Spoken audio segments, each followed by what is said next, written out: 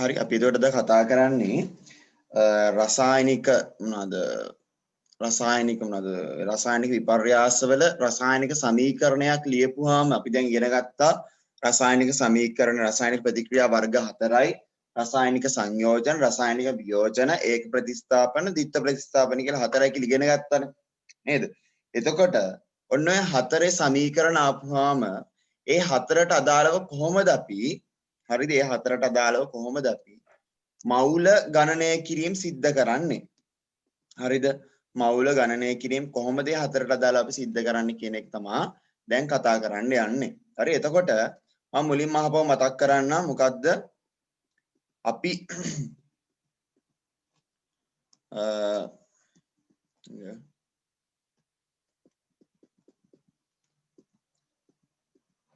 හරිද අපි රසායනික සමීකරණයක් ලියද්දී හරි වම් පැත්තේ ලියන මොනවාද ප්‍රතික්‍රියක හරි ප්‍රතික්‍රියක දකුණු පැත්තේ ලියන ඵල කොහොමද අපි රසායනික සමීකරණය ලියන්නේ හරි ඒක 10 වසර ළමයින්ට දැන් හුරුයි 11 වසර ළමයින්ට දැන් හුරුයි ඒක ප්‍රශ්නයක් නැහැ නේද 10 වසර ළමයි 11 වසර ළමයි කියන දෙගොල්ලටම මෙන්න මේ කියන දේ හුරුයි කියලා හිතනවා හරි ඊට පස්සේ විභාගෙදී ඔයාලට සමහරක් වෙලාවට දෙන්න පුළුවන් මොකද්ද හුණුගල් වියෝජනය කියලා. ඒතර හුණුගල් වියෝජනය කියලා දුන්නාම හුණුගල් වියෝජනයේ සූත්‍රයක දැනන් ඉන්න ඕන. හුණුගල් කියන්නේ මොනවාද? හුණුගල් වියෝජනය කියන්නේ මොකක්ද? ඒක දැනන් ඉන්න ඕන. හරිද? එතකොට මේ හුණුගල් වියෝජනයේ සූත්‍රය කියන එක ළමයි කටපාඩම් කරනවා නම් ඇත්තටම මම කියන්නේ කොතනවත් කටපාඩම් කරන්න එපා.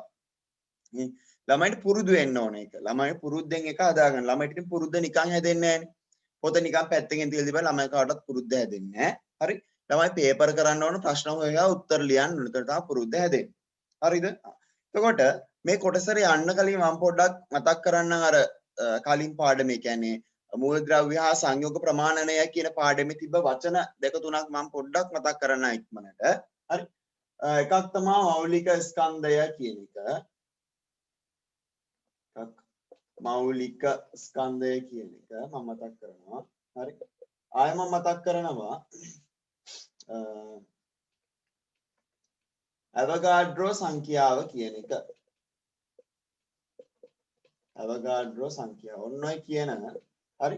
ඔන්න ඔය කියන සමීකරණ වචන දෙක මම මතක් කරලා ඉන්නම් පොඩ්ඩකට. හරි. මෞලික ස්කන්ධය කියලා කියන්නේ හරි වචනේ තේරුම දිහා බලන්න. මෞලික ස්කන්ධය. මෞලික කියලා කියන්නේ මොකක්ද?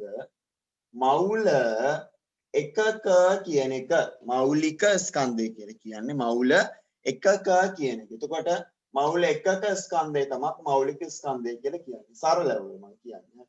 මෞල එකක ස්කන්ධය. හරිද? එතකොට මම කිව්වොත් එහෙම හරි අපි මොනවාද? යම් පදාර්ථයක අරගන්නවා ග්‍රෑම් 50. හරි. ග්‍රෑම් 50ක ස්කන්ධයක් අරගන්නවා. හරි. එතකොට මම කියනවා මේකේ තියෙන මෞල 5ක්. මෞල 5ක් තියෙනවා. අපි අරගන්නවා කොච්චරද? ග්‍රෑම් 50ක ස්කන්ධයක්. ඒකේ තියෙන මෞල 5ක්. හරි. ඒත් අපි කොහොමද එක මෞලයක ස්කන්ධය හොයන්නේ? හරි. එක මෞල ස්කන්ධය අපි හොයන්නේ කොහොමද? හරි. ස්කන්ධයේ ග්‍රෑම් 50යි නම් මෞල 5යි නම් මෞලික ස්කන්ධය කියලා කියන්නේ මොකක්ද? මෞල එකක ස්කන්ධය. ඒතර මොකක්ද වෙන්න ඕන? මේ ස්කන්ධය බෙදෙන්න ඕන අදාළ මෞල ගණනෙන්. අදාළ මෞල ගණනෙ. ඒතර මොකක්ද දෙන්නේ අපිට? බෙදීම 5යි මෞල්. හරි. මොකද්ද මෞල කියන එක MOL මෝල් කියලා ලියන්නේ. හරි. මෞල 5යි. හරි. ඒතර උත්තර එනවා 50 5න් බෙදපුවාම 10යි. G තියෙනවා. මෞල උඩට ගියපහම මෞල ඍණ 1 වෙනවා. අපි දන්නවා උඩට යද්දී බලය ඍණ 1 වෙනවා. මෞල ඍණ 1 වෙනවා. හරිද?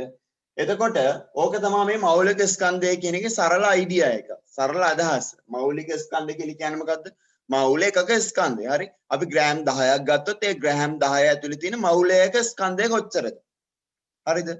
ඒක තමයි මෞලික ස්කන්ධය කියන එකේ තේරුම. හරි?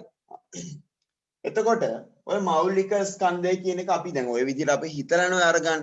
හරි. හිතන්න දෙයක් නැතුව අපි කෙලින්ම ඔළුවේ තියාගන්න මොකක්ද? මෞල ගණන සමාන වෙනවා m බෙදීම m ට. සිම්පල් m බෙදීම කැපිටල් m ට. හරි. n සමානයි m බෙදීම m. මොකද්ද මේ n සමාන m බෙදීම n කියලා කියන්නේ?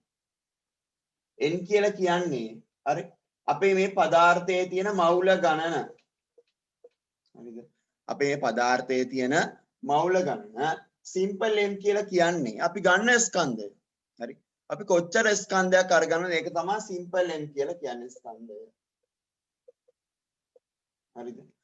capital M කියලා කියනවා මොකටද? මෞලික ස්කන්ධයට.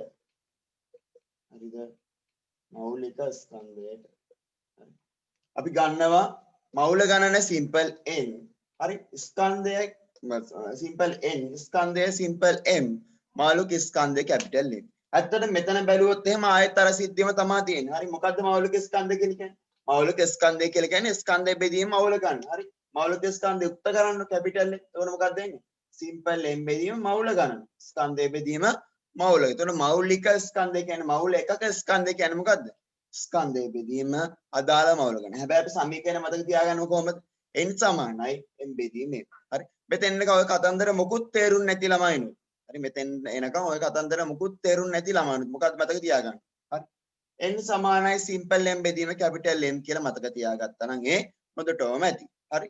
n සමානයි simple m බෙදීම capital M කියලා මතක තියාගත්තා නම් හොඳටම ඇති. මොකද විභාගයට එන ගානේදී හරිද? විභාගයට එන ගානේදී මෙන්න මේ සමීකරණය ඔළුවේ තියෙනවා නම් හරි n සමානයි m බෙදීම m කියන සමීකරණය ඔළුවේ තියෙනවා නම් අපිට ලොකු වැඩක් කරන්න පුළුවන්. හරි? එතකොට ඔළුවේ තියෙන පළවෙනි සමීකරණය මොකක්ද? simple n සමානයි m simple m බෙදීම capital M කියන එක. හරි? ඊට පස්සේ මේක ඔයාලගේ අච්චුපති දීලා නැති සමීකරණයක්. හරි? අච්චුපති දීලා නැති සමීකරණයක්. හැබැයි අපිට ගණන් හදන්න ඕන වෙන සමීකරණයක්. හරිද? අච්චුපති දීලා නැහැ. හැබැයි අපිට ගණන් හදන්න උවමනා වෙන සමීකරණයක් මොකක්ද? අවගාඩ්‍රෝ නියතයට සම්බන්ධ සමීකරණය. හරිද? අවගාඩ්‍රෝ නියතයට සම්බන්ධ සමීකරණය. හරි? ඊවේ හරි? n සමානයි simple m බෙදීම capital M කියන සමීකරණය ගැන කීවේ. හරිද? එතකොට n කියලා කියන්නේ මොකද්ද මේකේ? මෞල ගණන simple m කියනවා ස්කන්ධයට capital M කියන මෞලික ස්කන්ධයට. දැන් මෞලික ස්කන්ධය කියන එකවත් තේරෙන්නේ නැත්නම් ඒ වචනවත් තේරුම දන්නේ නැත්නම් හරි කමන්නේ. හරි? එහෙම තියලා තියන්න සමීකරණය ඔළුවේ තියාගන්න මොකද්ද? simple m ඉන්නේ උඩින් capital M පහළින්. n සමානයි simple m බෙදීම capital M කියලා ඔළුවේ තියාගන්න. හරිද? ඊට පස්සේ අවගාඩ්‍රෝ සංඛ්‍යාව කියලා කියන්නේ මොකක්ද? හරිද? අපි කිව්වොත් එහෙම මෙහෙම හරි සෝඩියම් මම අර ගන්නවා සෝඩියම් වල මෞලික ස්කන්ධ කියයි කියලා 23යි කියලා අරගෙන හරි මම සෝඩියම් වල මෞලික ස්කන්ධය මෞල කියන්නේ සෝඩියම් මෞල එකක ස්කන්ධය මෞල එකක් අරගන්නවා සෝඩියම් මෞල එකක් හරි සේත් එක්කම අරගන්නවා මොනවාද පොටෑසියම් මෞල එකක් කියන්නේ මෙන්න මේව දැන් අපි අරගන්න potassium මවුල එකයි sodium මවුල එකයි sodium ඉන්නේ හරි sodium මවුල එකයි potassium මවුල එකයි අපි අරගන්න ඕන හරි එහෙම අරගත්තාම මේක ඇතුලේ තියෙන sodium පරමාණු ගන්න එහෙම ගත්ත එකේ sodium පරමාණු කීයක් තියෙනවාද හරිද කියලා ගණන් කරොත් එහෙම එතන යම්කිසි වගයක් එනවා හරි එතන යම්කිසි වගයක් එනවා ඒත් එක්කම හරිද ඒත් එක්කම අනිත් පැත්තට අපි පොටෑසියම් වලත් ඔය ගත්ත මවුල එකේ පොටෑසියම් උත් ගත්ත මවුල එකේ හරි ඒකෙත් අරගෙන අපි පරමාණු ගාන ගණන් කරොත් එහෙම එතනත් ඔය යම් කිසි වගයක් එනවා හරිද එතනත් යම් කිසි වගයක් එනවා හරි ඊට පස්සේ හරිද ඊට පස්සේ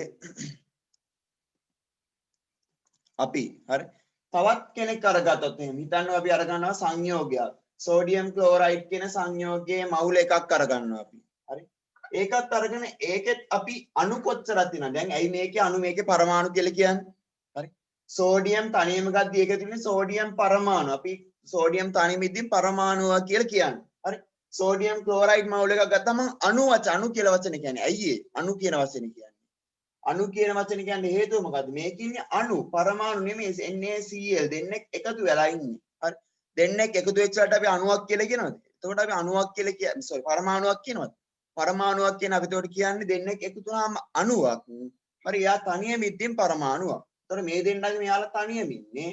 NaCl ගහම තව එකිනෙක එකතු වෙලා පරමාණු මේ අණුවක් විදියට ඉන්නේ. හරි. එයාගෙත් ගණන් කරපුවාම ඔන්න එයාටත් යම් කිසි වගයක් එනවා. හරි. හරියට හොයලා බැලුවොත් එහෙම මෙන්න මේ තුන් දෙනාම එකම අගයක්. හරි. ඒ කියන්නේ සෝඩියම් මවුල් එකක් ගත්තාම මේකේ තියෙන අගයක් ඒකේ පරමාණු ගණනත් 6.222 වැඩි කිරීම 1023යි. පොටෑසියම් මවුල එකක් අරගත් ඒකේ තියෙන පරමාණු ගණන් කරත් ඒකත් 6.222 1023යි. හරි. ඊට පස්සේ සෝඩියම් ක්ලෝරයිඩ් මවුල් එකක් ගත්තොත් ඒකේ තියෙන අණු ගණනත් 6.222 1023යි. එතකොට මොකද්ද මේ වෙන්නේ? හරි. මේ වචනෙට අපි කියනවා ඇවගාඩ්‍රෝ නියමය. සංඛ්‍යාවට අපි කියනවා ඇවගාඩ්‍රෝ නියතය කියලා. ඇවගාඩ්‍රෝ සංඛ්‍යාව ඇවගාඩ්‍රෝ නියතය කියලා කියනවා.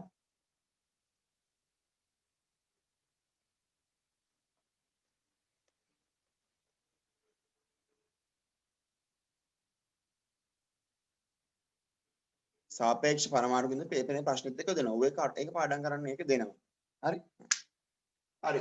එතකොට අපි මේ මොකද්ද මේ කියන්නේ? සෝඩියම් කියන මූලද්‍රව්‍යයේ මේ සෝඩියම් කියන මූලද්‍රව්‍යයේ පරමාණු එකක් ගත්තත් ඔන්න මෙච්චර සංඛ්‍යාවක් තියෙනවා. හරි. පොටෑසියම් කියන සංයෝග මොකද්ද? පරමාණු මූලද්‍රව්‍යයේ හරි මවුල එකක් ගත්තත් මෙච්චර සංඛ්‍යාවක් තියෙනවා. හරි. ඊට පස්සේ සෝඩියම් ක්ලෝරයිඩ් කියන සංයෝගයේ මවුල එකක් ගත්තත් මෙන්න මෙච්චරක් තියෙනවා. එතකොට මොකද්ද මේ කියන්නේ? හරි. මොකක් හරි මූලද්‍රව්‍යයක හෝ සංයෝගයක මොකක් හරි මූලද්‍රව්‍ය හෝ සංයෝගයක හරිද මවුල එකක් අරගත්තාම මොකක් හරි මූලද්‍රව්‍යයක් හෝ සංයෝගයක මවුල එකක් අරගත්තාම හරිද ඒකේ තියෙන පරමාණු හෝ අණු ගණන ඒකේ තියෙන පරමාණු හෝ අණු ගණන නියතයක්. ඒ නියතය මොකද්ද? ඇවගාඩ්‍රෝ සංඛ්‍යාව. හරිද? මොකද්ද අපි කියන්නේ? මොකක් හරි මූලද්‍රව්‍යයක් හෝ සංයෝගයක් ගත්තාම මොනවා හරි මූලද්‍රව්‍යයක් හෝ සංයෝගයක මවුල එකක් ගත්තාම එක මවුලයක් අපි අරගත්තාම ඒක ඇතුලේ තියෙන මොනවාද? අණු ගණන හෝ පරමාණු ගණන හෝ අණු ගණන පරමාණු ගණන හෝ අණු ගණන නියත අගයක්. මේ නියත අගය තමයි ඇවගාඩ්‍රෝ සංඛ්‍යාව. හරියට මේ මොකද්ද මේ විදිය වගේ. හරි. අපි කියනවා මොනවාද? චොකලට් තියෙනවා. හරිද? ඊට පස්සේ තව මොනවාද? ටොෆී තියෙනවා. හරි. චොකලට් තියෙනවා, ටොෆී තියෙනවා. හරි. මම කියනවා හරි චොකලට් වල කිලෝග්‍රෑම් එකක් ගත්තත් හරිද? ටොෆී වල කිලෝග්‍රෑම් එකක් ගත්තත් හරි. තියෙන මේකේ තියෙන චොකලට් කෑලි ගාන 6.22 වැඩි කිරීම 1023යි. මේකේ තියෙන ටොෆී ගානත් 6.22 වැඩි කිරීම 1023යි. ඔන්න ඔය වගේ සිද්ධියක් තමයි මෙතන තියෙන්නේ. හරි. හිතන්නකෝ මේ ටොෆී තනියෙන් ගත්තාම මේක මූලද්‍රව්‍ය මේක සංයෝග කියලා. හරි. එතකොට මොකද්ද මේ මූලද්‍රව්‍යක හෝ සංයෝගයක මවුල එකක් අපි ගත්ත කිලෝග්‍රෑම් එකක මවුල එකක් ගත්තාම ඒක ඇතුලේ තියෙන මොනවා ගානද? අණු ගණන හෝ පරමාණු ගණන නියත සංඛ්‍යාවකි. ඒ නියත සංඛ්‍යාව මොකක්ද අපි කියන්නේ? ඇවගාඩ්‍රෝ නියතය කියලා කියන. ඒතර ඇවගාඩ්‍රෝ නියතය අපි සංකේතවත් කරනවා කැපිටල් L වලින්. හරි. ඒකත් තේරුන්නේ නැහැ කියන්නේ. ඒකත් තාම ඔයාලට තේරුන්නේ නැහැ මම උගන්වනකොට. හරි. ඒකත් තේරුන්නේ නැත්නම් ඒකත් අමතක කරන්න. හරිද? ඒකත් තේරුන්නේ නැත්නම් ඒකත් අමතක. හරි. මෙන්න මේ සමීකරණය ඔළුවේ තියාගන්න. මොකද්ද සමීකරණය? කැපිටල් N සමානයි N ගුණ කිරීම L. හරි. කැපිටල් N සමානයි NL. හරි. මොකද්ද මේ සමීකරණය? මේ තියෙන්නේ ඇවගාඩ්‍රෝ සංඛ්‍යාව. ඇවගාඩ්‍රෝ සංඛ්‍යාව නේ. මේ තියෙන්නේ අණු ගණන හෝ පරමාණු ගණන.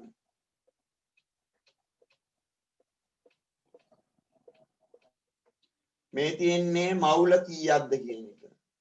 මේ තියෙන්නේ ඇවගාඩ්‍රෝ සංඛ්‍යාව. මේ තියෙන්නේ ඇවගාඩ්‍රෝ සංඛ්‍යාව. හරි. එතකොට අපිට සමීකරණ දෙකයි ඕනේ උනේ. තව එක සමීකරණයක් ඕන n සමානයි cv කියන සමීකරණය. එතකොට මේකත් ඉගෙන ගත්තාම අපිට සම්පූර්ණය මොකද්ද රසායනික ගණනය කියන ප්‍රශ්නය කරන්න පුළුවන්. හරි. සම්පූර්ණයෙන්ම රසායනික ගණනය කියන සමීකරණය ප්‍රශ්නය කරන්න පුළුවන්. n සමානයි cv කියන සමීකරණයක් දන්නවා නම් 11 නම් දැන් දන්නවනේ. ඒකට එයාලට ඒකත් කරන්න පුළුවන් වෙන්න ඕන. හරිද? එතකොට අපිට දැන් සමීකරණ දෙකයි මේ 10 වසරේදී මෙතෙන් මේ නිකන් ගණන් හදන්න ඕන වෙන්නේ. මොනවද සමීකරණ දෙක? n සමානයි m බෙදීම m සහ n සමානයි nl කියන සමීකරණ දෙක. n සමානයි nl කියන සමීකරණ දෙක තමයි අපිට ඕන. හරි. එතකොට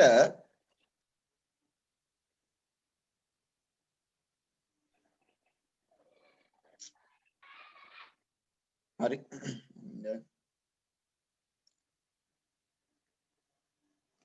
හරි. මෙන්න මේ කියන සමීකරණ දෙක ඕන. දැන් සමීකරණ දෙකක් තියෙනවා ඒ බව ඇත්ත. හරි. ඇත්තටම සමහරක් ළමයිට මොනවද මේ සමීකරණ කියලා තේරෙන්නේ නැතුව ඇති. නේද? n සමාන m බෙදීම m කියලා කියන n සමාන nl කියලා කියනවා.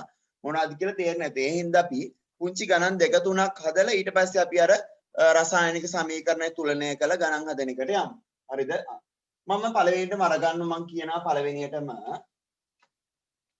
හරිද? සෝඩියම් වල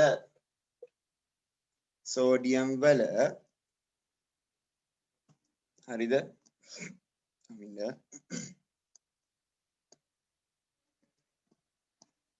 සෝඩියම් වල ග්‍රෑම් 23ක් ගත් විට ග්‍රෑම් 23ක් ග්‍රෑම් අපි කියමු 46ක් ගත් විට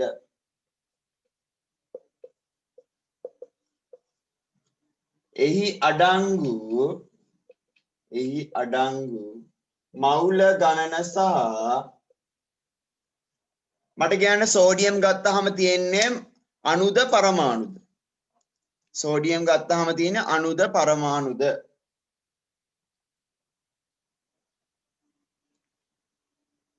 සෝඩියම් කියන කෙනා තනියම ගත්තාම තියෙන්නේ අණුද පරමාණුද?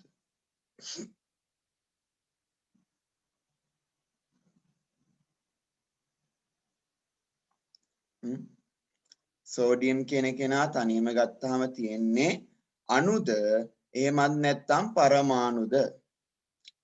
හරි පරමාණු හොඳයි. ඇයි සෝඩියම් කියන කෙනා තනියම ඉන්නේ තව කෙනෙක් එක්ක මේ විදිහට සෙට් වෙලා නැහැ. සෝඩියම් ක්ලෝරයිඩ් වෙලා නැහැ. හරි එහෙම නැත්නම් සෝඩියම් හයිඩ්‍රොක්සයිඩ් වෙලා නැහැ. තව කට්ටියත් එක්ක සෙට් වෙලා නැහැ. තනියම ඉන්නේ මේ සෝඩියම් කියලා මම දුන්නේ. එතකොට මේක පරමාණු. හරි. මවුල ගණන සහ පරමාණු ගණන සොයන්න කියලා කියනවා. මවුල ගණන සහ පරමාණු ගණන. අමතර දත්තයක් විදිහට දෙනවා මොකද්ද? සෝඩියම් වල සාපේක්ෂ පරමාණුක ස්කන්ධය 23යි කියලා. හරිද? සාපේක්ෂ පරමාණුක ස්කන්ධය 23යි කියලා දෙනවා. හරිද? එතකොට හරි අපිට මේ සාපේක්ෂ අපිට ඕන කොහොමද දැන් මේ සමීකරණය? හරිද? හරි. අපිට ඕන උමින්ද මට මේ සාපේක්ෂ පරමාණු ස්කන්ධ ටික බලන්න. සෝඩියම් වල 23යි නේද? හරිද? සෝඩියම් වල සාපේක්ෂ පරමාණු ස්කන්ධ 23යි කියලා දෙනවා. හරි. අපිට හොයන්න කියන්නේ මොනවද? එහි අඩංගු මවුල ගණන සහ පරමාණු ගණන. එතකොට අපිට දීලා තියෙනවා ස්කන්ධය. ස්කන්ධය දීලා ළමයි මවුල ගණන හොයන්න කියලා කියද්දි අනිවාර්යෙන් n සමානයි m බෙදීම m සමීකරණය සම්බන්ධ වෙන්න ඕන. ඇයි? ස්කන්ධයයි මවුල ගණනයි සම්බන්ධ වෙන සමීකරණය n සමානයි m බෙදීම m. හරි. එතකොට ඕකෙන් කොහොමද අපි හොයාගන්නේ? හරි ඕකෙන් කොහොමද අපි හොයාගන්නේ මේ මවුල ගණන කියන එක? හරි දැන් එතකොට මවුල ගණන සමාන නම් මොකටද? මවුල ගණන සමාන වෙනවා n සමාන වෙනවා m බෙදීම m ට. ඕනේ n සමාන වෙනවා m බෙදීම m ට. හරි. එතකොට n සමාන වෙනවා නම් m බෙදීම m ට. මෙතන මවුල ගණන තමයි අපිට හොයන්න තියෙන එක ප්‍රශ්නයක් නෑ. ස්කන්ධය දීලා තියෙනවා ග්‍රෑම් 46යි. ග්‍රෑම් 46යි. ළමයි එතකොට මොකක්ද මේකේ මෞලික ස්කන්ධය කියලා කියන්නේ? හරි. මෞලික ස්කන්ධය කියලා කියන්නේ මොකක්ද? හරි. මෞලික ස්කන්ධය කියලා කියන්නේ එයාගේ සාපේක්ෂ පරමාණුක ස්කන්ධයට. හරි. සාපේක්ෂ පරමාණුක ස්කන්ධය 23යි නම් 23යි කියන එකට එහා පැත්තේ මම දානවා g මෝල් ඍණ 1. ඔක දාපු ගමන් ඒක තමයි යාගේ මෞලික ස්කන්ධය. හරි. සාපේක්ෂ පරමාණුක ස්කන්ධය 23යි කියලා දුන්නාම ඒකට එහා පැත්තෙන් මම දැම්මොත් එහෙම G මොල් ඍණ 1 කියලා. ඒක තමයි මොකද්ද? මෞලික ස්කන්ධය. මම මේ කියලා දෙන්නේ ගාන හදාගන්න දේ. හරි අතුල සිද්ධාන්තය මම පැහැදිලි කරන්නේ නෑ මේකේ. හරි සිද්ධාන්තය අපි ඉගෙන ගත්තා මූලද්‍රව්‍ය හා සංයෝග ප්‍රමාණයන කියන පාඩේ මම මේ පේපර් එකේ ඉන්න ගාන හදාගන්න කියලා තියෙනවා. හරි. එතකොට මොකද්ද අපිට ඕන මෞලික ස්කන්ධ. මෞලික ස්කන්ධ කොහොමද අපි හදාගත්තේ? දීලා තියෙන සාපේක්ෂ පරමාණුක ස්කන්ධ දෙහා පැත්තින් දාගත්තා G මොල් ඍණ 1 කියලා. හරි. එතකොට එහෙම දාගත්තාම අපිට එනවා 23යි G මොල් ඍණ 1 කියලා. හරිද? දැන් බලමු. හරි. මං කියලා තියෙනවා අනිවාර්යෙන් ගණන් හදද්දී ඒකකත් එක්ක ගාන හදන්න ඕන. ගානත් සුළු වෙන්න ඕන. අනිත් පැත්තෙන් ඒකකත් සුළු වෙන්න ඕන. හරි. ඉස්සෙල්ලාම ගාන සුළු කරන මෙතන 23ට 1යි 46ට 2යි. හරි. එතකොට ග්‍රෑම් වලට ග්‍රෑම් කැපෙනවා. නේද? ග්‍රෑම් වලට ග්‍රෑම් කැපෙනවා. හරි. එතකොට හරි. එනවා 2යි. මොල් ඍණ 1 යටින් තියෙන මොල් ඍණ 1 උඩින් උඩට ගියපුවාම මොකද වෙන්නේ? ඍණ 1 උඩට යද්දී ඉරෙන් උඩට යද්දී ධන 1 වෙනවා. එතකොට මවුල වෙනවා. එක ලියන්න ඕනේ නෑනේ. ඒ පළවෙනි බලයකින් ලියන්න ඕනේ නෑනේ අපි නේ. ඍණ 1 උඩට යද්දී ධන 1 වෙලා මවුල ධන 1 වෙනවා. එතකොට 2යි මවුල කියලා එනවා. හරිද? අපි පළවෙනි කොටසේ උත්තරය හොයාගත්තා. සෝඩියම් වල ග්‍රෑම් 46ක් ගත්තිට ඒ අඩංගු මවුල ගණන හොයාගත්තා. හරිද? ඊට පස්සේ අපිට හොයාගන්න ඕනේ පරමාණු ගණන. හරි? පරමාණු ගණන හොයාගන්න සූත්‍රය මොකක්ද සමීකරණය? ඒක තමයි n සමානයි nl. මොනවද මේකේ මේ කියන්නේ? n ගෙන් කියනවා පරමාණු ගාන හෝ අණු ගණන. n ගෙන් කියනවා මවුල ගණන, l ගෙන් කියනවා ඇවගාඩ්‍රෝ නියතය කීයද කියලා. හරිද? l ගෙන් කියනවා ඇවගාඩ්‍රෝ සංඛ්‍යාව කීයද කියලා. හරි? එතකොට ඕකටත් මම ওই විදිහට ආදේශ කරොත් එහෙම n සමානයි n ගුණ කිරීම l. ඔකටත් ආදේශ කරොත් එහෙම මවුල ගාන හොයාගත්ත දැන් මවුල 2යි. හරි. ඇවගාඩ්‍රෝ සංඛ්‍යාව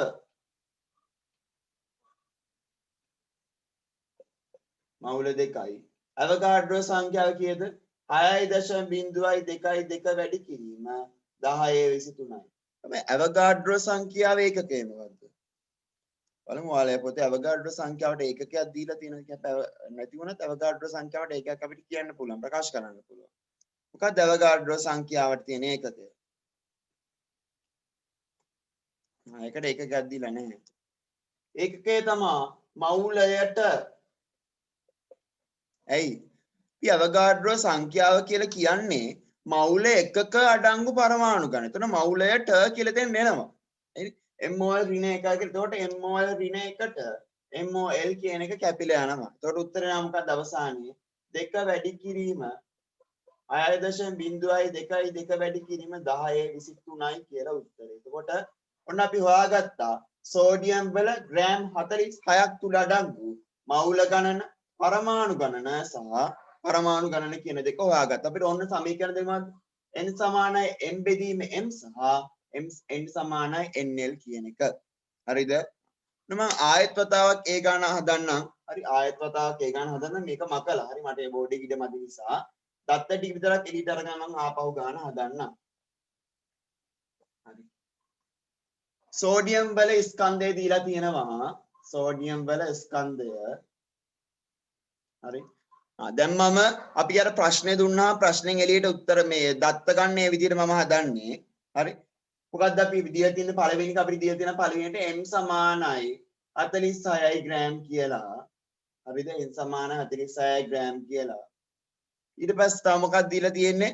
ඊට පස්සේ අපිට දීලා තියෙනවා සාපේක්ෂ පරමාණු එක සාපේක්ෂ පරමාණු ස්කන්ධය කියලාම ලියමු. සාපේක්ෂ පරමාණු ස්කන්ධය දීලා තියෙනවා අපිට 23යි කියලා. හරිද? අපෙන් අහනවා මොකද්ද මවුල ගණන? ඒ කියන්නේ සිම්පල් n. n අහනවා. ඊට පස්සේ අහනවා පරමාණු ගණන. ඒ කියන්නේ මොකක්ද? කැපිටල් n කීයද කියලා අහනවා. හරිද? ඔන්න ඔය විදිහට දත්ත ටික එළියට ගන්න හරි ලේසියි එතකොට. හරි? n කීයද කියලා අහනවා. හරි? අපිට මේ සාපේක්ෂ පරමාණුක ස්කන්ධය තියාන ගණන් හදන්න බෑ. ඇයි? අපිට n සමානයි m බෙදීම m කියන සමීකරණයට ඕන මොකද්ද? අපිට මෞලික ස්කන්ධය ඕන. එතකොට ළමයි මේ වගේ ගාණක් හදද්දී කරන පළවෙනිම පියවර තමයි පළවෙනිම වැඩේ තමයි මෞලික ස්කන්ධය හොයාගන්න එක දීලා තියෙන එකේ. හරි ඔන්න අපි ලියනවා සෝඩියම් වල මෞලික ස්කන්ධය මොකක්ද ඒක අපි කරන්නේ වැඩි කරන්න එකතු කරන්න බෙදන්න තියනද කිසි දෙයක් කරන්න නැහැ හරි සාපේක්ෂ පරමාණුක ස්කන්ධ පිටිපස්සෙන් අපි ඒකකයක් දානවා මොකක්ද ඒකකය G මොල් ඍණ 1 කියන ඒකකය දානවා එච්චරයි හරිද ඊට පස්සේ අපිට ඕන මොකද්ද අපි අහනවා අපේ මවුල ගණනාව කොච්චරද කියලා මවුල ගණන උසමනි සූත්‍රය මොකද්ද n සමානයි simple m බෙදීම capital M හරි දැන් සරලයි නේද දැන් අපිට ලේසියෙන්ම උත්තර ටික ලියා ගන්න පුළුවන් හරි n කියන්නේ අපි n අපිට හොයන්න ඕන m කියලා කියනවා ග්‍රෑම් 46යි m කියලා කියනවා කීයද 23යි g මොල් ඍණ 1 හරි ඊට පස්සේ 23ට 1යි 46ට 2යි g ට g කැපෙනවා හරි එතකොට උත්තර එනවා 2යි g ට g කැපුණා මවුල ඍණ 1 උඩට එද්දි මොකද වෙන්නේ මවුල ධන 1 වෙනවා හරි එතකොට එක මවුල වෙනකොට 2යි මවුල කියලා උත්තර එනවා මවුල ගණන හරි මෙහෙම උත්තරය ආපුවම මතක් කරලා ලියන්න ඕන හරි සෝඩියම් ග්‍රෑම් 46ක අඩංගු මවුල ගණන 2යි මවුල කියලා ලියන්න. ඒක අපි සමීකරණ හදවක ලස්සන වාක්‍යයේ පිළිවෙලට ලියන්න ඕන වගන්තියේ. හරි. ඊට පස්සේ ඊළඟට අපි අහන්නේ මොකද්ද? n. n හොයාගන්නේ කොහොමද අපි? capital N සමානයි simple n ගුණ කිරීම l. capital N සමානයි nl. හරි. අපි දැන් දන්නවා n කියලා කියන්නේ මොකද්ද? මවුල 2යි අපි හොයාගත්තා. n සමානයි මවුල 2යි කියලා. අවගාඩ්‍රෝ නීතිය කියලා කියන්නේ 6.2 වැඩි කිරීම 1023යි මවුලයට. එතකොට මවුලයට මවුල කියන එකකේ කැපිලා යනවා.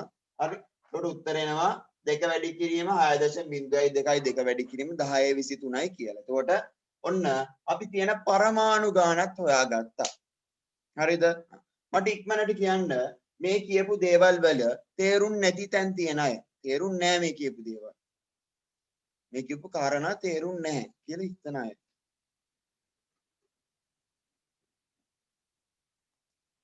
මනට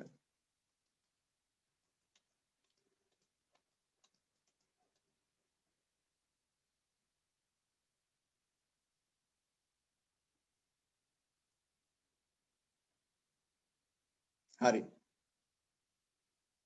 ඔක්කොම තේරුණායි කියලා හිතනවා හරිද ඉස්සලාම හරි 10 වසර 11 වසර ළමයි දෙගොල්ලම හරිද මාතෘකාවක් විදිහට පොඩියට දාගන්න රසායනික ගණනය කිරීම ආශ්‍රිත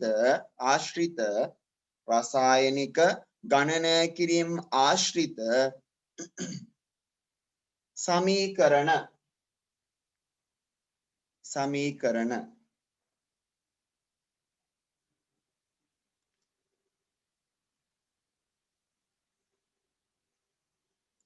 සමීකරණ කීයක් තියෙනවා සමීකරණ දෙකයිනේ නේද සමීකරණ දෙකයි තියෙන්නේ කියන්න පළවෙනි සමීකරණය simple n සමානයි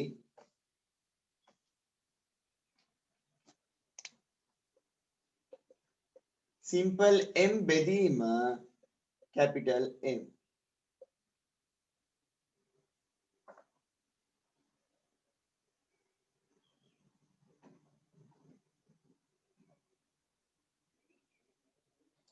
හරි මේ ඉලක්ක ගහලා ලියාගන්න මේක මවුල ගණන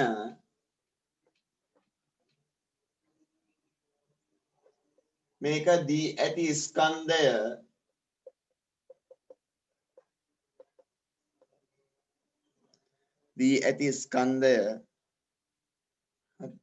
මේක මොකක්ද මෞලික ස්කන්ධය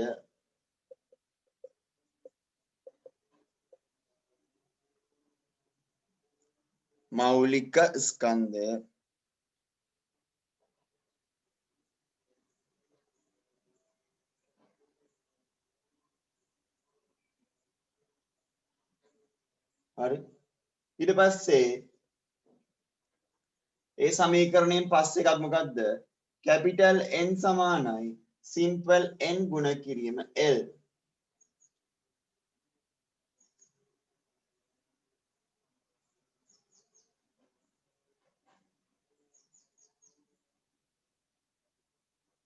යන්න capital N කියලා කියන්නේ අණු හෝ අණු හෝ පරමාණු ගණන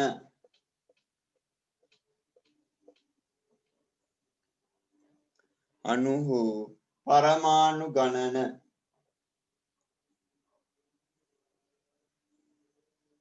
සිම්පල් n කියලා කියනවා මවුල ගණන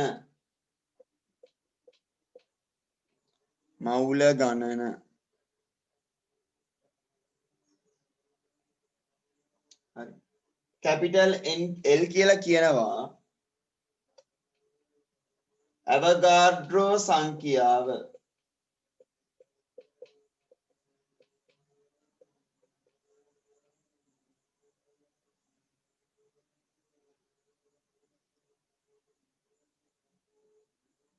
හරි අවගාඩ්‍රෝ සංඛ්‍යාව හරිද එතකොට එතන වරහන් ඇතුළේ යන පස්සේ ලියමු හරි යටින් තරුවක් දාලා ලියන්න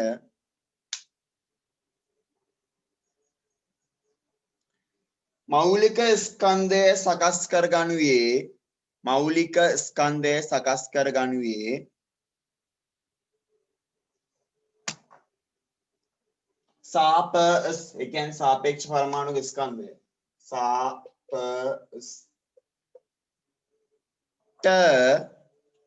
සාපේක්ෂ පරමාණු ස්කන්ධයට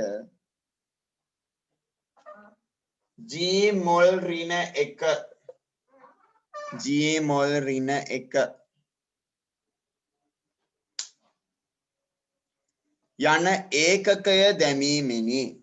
යන ඒකකය දැමීමෙනි හරි මීටින් එක ඉවර වෙනවා ඉක්මනට ජොයින් වෙන්න ආපහු ලින්ක් එකකින්